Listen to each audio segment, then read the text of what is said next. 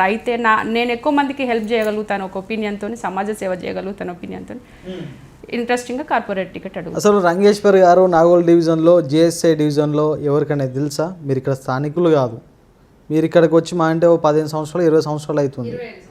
తెలవడానికి అంటే అక్కడ పుట్టి పెరిగితే అక్కడ సమస్యలు తెలుస్తాయండి.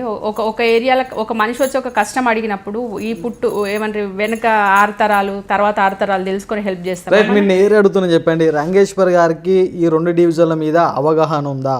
అసలు ఎన్ని కాలనీలు ఉన్నాయి, ప్రజా సమస్యలు ఉన్నాయి తెలుసా మీకు? 100% అండి. ఎందుకంటే ఇప్పుడు కాదు కదా, ఎప్పటి నుండో ఉన్నాము. ప్రతి గల్లీ గల్లీ తిరిగి ఇల్లు తిరుగుతూ క్యాంపెయినింగ్ చేసిన వాళ్ళమే. ఎక్కడెక్కడ సమస్యలు ఉన్నాయి ఆ సమస్యలన్నీ ఎలక్షన్స్ తర్వాత సాల్వ్ చేయించిన వాళ్ళమే. ఇప్పుడంటే 2 డివిజన్లు అయినాయి. ముందైతే మొత్తం నాగోల్ ఒకటే డివిజన్. అక్కడ పుట్టి పెరిగిన వాళ్ళకే టికెట్ రావాలి. సమస్యలు చెప్పండి ఒకసారి, ఏమేమి ఉన్నాయి డివిజన్లో?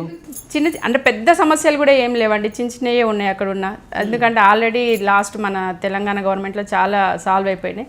ఈ మధ్య కాలంలో బీజేపీ కార్పొరేటర్ ఉండే వాళ్ళంతా ఏం వర్క్ చేయక చిన్న చిన్నవి ఉన్నాయి తప్ప పెద్ద చెప్పుకోదగ్గ సమస్యలు అయితే లేవు. కొంతమంది డివిజన్ ప్రజలు మీ పైన విమర్శలు చేస్తున్నారు. ఏమనంటే బండ్లగూడ చెరువులో మురుగునీరు కలుస్తుంది, డ్రైనేజ్ వాటర్ కలుస్తున్నాయి, అదేవిధంగా ఎన్నో సంవత్సరాల నుంచి ఐరన్ స్తంభాలు ఉన్నాయి, సిమెంట్ స్తంభాలు లేవు, వాటిని పట్టించుకునే నాదులే లేరు. ఇప్పుడు జిహెచ్ఎంసీ ఎలక్షన్ అనగానే వచ్చి మీ ఉన్నాం అనేసి తిరుగుతున్నారు తప్ప పట్టించుకునే నాదులు లేరు అనేసి విమర్శలు వస్తున్నాయి. బిఫోర్ ఎలక్షన్స్ ముందు మన సుధీర్ అన్న గారి ఎలక్షన్స్ ముందే సుధీర్ అన్న ఒక మాట అన్నారు అక్కడికి వచ్చి, ఈ రోడ్డు ఇక్కడ కాలనీస్లో కొన్ని వాటర్ ఇప్పుడు మీరు అన్నట్టే బాక్స్ డ్రైన్ వేయించిండ్రు ఒకటి, ఆ మురుగునీరు ఒకటి బాగా కాలనీలలోకి వచ్చి నిలబడుతుండే అన్న ఒక మాట చెప్పిండు. ఈ ఎలక్షన్స్ అయిపోయిన తర్వాత మీ చెప్పులు తడవకుండా చేసే బాధ్యత నేను తీసుకుంటా అన్నాడు.